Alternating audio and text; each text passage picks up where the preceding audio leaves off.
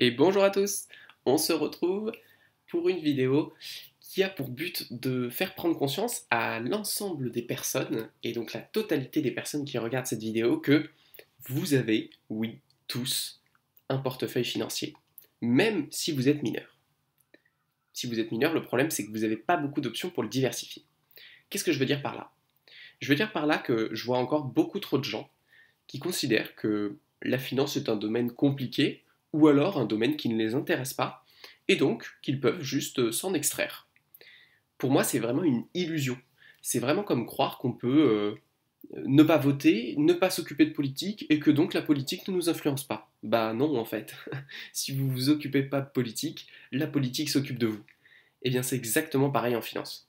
Si vous vous occupez pas de votre portefeuille financier s'occupe de vous parce que oui, vous en avez un.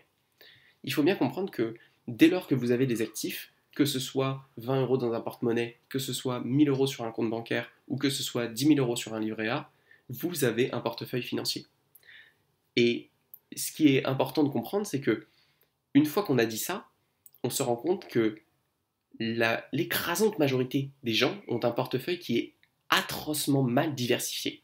Parce qu'en fait, tous les gens qui disent je ne fais pas de finance, en fait, ils font de la finance, mais ils sont totalement concentrés sur du cash. C'est-à-dire que l'ensemble de leur argent est concentré sur leur compte courant, leur liquidité, voire peut-être un livret tout à fait liquide et qui limite un tout petit peu l'érosion liée à l'inflation.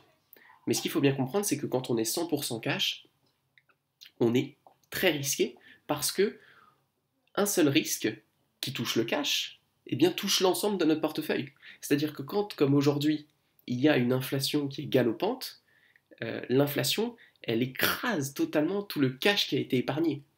Alors que si vous avez un portefeuille d'actifs financiers qui est diversifié entre différentes classes d'actifs, que ce soit des actions, que ce soit des obligations, que ce soit de l'immobilier, que ce soit des matières premières, que ce soit des actions d'entreprise, eh bien, toutes ces classes d'actifs ne sont pas soumises au même risque. Les actions sont soumises au risque du marché, par exemple, alors que le cash ne l'est pas. Mais les actions sont beaucoup moins soumises au risque de l'inflation. Pourquoi? Parce que quand il y a de l'inflation, certes, ça touche le pouvoir d'achat des ménages à la fin de la chaîne, mais ça ne touche pas tant que ça les entreprises qui répercutent simplement leur prix et qui d'ailleurs, d'une manière assez mécanique et artificielle, vont voir leur rendement et leurs bénéfices augmenter simplement parce que l'argent vaut moins. Et donc typiquement, ils vont peut-être passer d'un bénéfice de 1 million à 1 million 100 000, alors qu'en fait, ils ont vendu les mêmes choses, mais c'est juste que tout coûte plus cher, donc ils vendent aussi plus cher. Et donc, c'est extrêmement important pour moi de comprendre ça parce que euh, ce que je trouve triste, c'est que beaucoup de gens souhaitent ou ne veulent pas s'intéresser à la finance parce qu'ils pensent que c'est trop risqué et ils ne se rendent pas compte que en ne s'y intéressant pas et en ayant ce portefeuille 100% cash, eh bien ils sont beaucoup plus risqués que s'ils avaient au moins, je ne sais pas, 10% d'obligations, 10% d'actions qui leur permettent d'être exposés à d'autres risques qui ne sont pas typiquement l'inflation, qui ne sont pas typiquement les décisions monétaires prises par la Banque Centrale Européenne. Donc ça, c'est quelque chose qui est extrêmement important et qui manque beaucoup, je trouve, dans notre éducation. C'est le fait de comprendre que, au même titre que la politique, la finance s'applique à l'ensemble des individus. Et elle s'applique même à l'ensemble des individus qui sont dans une situation économique très précaire. Comprendre comment fonctionne une dette, comprendre comment fonctionne un emprunt, comment fonctionnent les taux d'intérêt, comment fonctionnent les remboursements, tout ça, ce sont des questions de finance, et ce sont des questions de finance qui ne sont pas enseignées, et ce sont les populations qui payent le prix fort de tous ces emprunts et de toutes ces dettes qui sont le moins renseignées sur ces questions-là. C'est aussi une raison pour laquelle je fais ces vidéos, c'est que j'ai vraiment à souhait que une part plus importante de la population puisse prendre des décisions sensées, des décisions rationnelles, et des décisions qui correspondent à son choix personnel.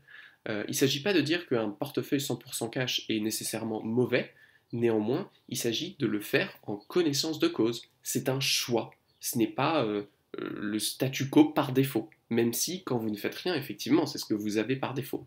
Mais il faut avoir conscience que c'est un choix qui a des conséquences et des propriétés particulières en termes de liquidité, en termes de risque et en termes aussi de risque euh, pour effectivement le développement de votre patrimoine, de votre richesse. Aujourd'hui, vous avez beau gagner beaucoup d'argent, si vous n'investissez pas du tout cet argent et que simplement vous gagnez plus que vous dépensez, eh bien, vous allez vraiment faire face à un plafond de verre parce qu'il y a un moment, euh, l'argent que vous avez de côté perd tellement de valeur chaque année par l'inflation que vous avez beau gagner plus, eh bien, vous n'allez pas pouvoir continuer à augmenter votre niveau de richesse et votre pouvoir d'achat. Ce qui est quand même désolant quand on sait la facilité aujourd'hui technique à la disposition de l'ensemble des individus pour avoir accès aux différentes poches de placement qui permettent de diversifier un portefeuille et de construire un patrimoine de manière sereine. N'hésitez pas à vous abonner si vous voulez voir les prochaines vidéos et à me dire ce que vous en pensez. Et à partager aussi si vous souhaitez que plus de gens prennent conscience que tout le monde devrait effectivement faire un minimum de finances pour ne pas se laisser avoir par les pièges du système actuel. Je vous dis ciao!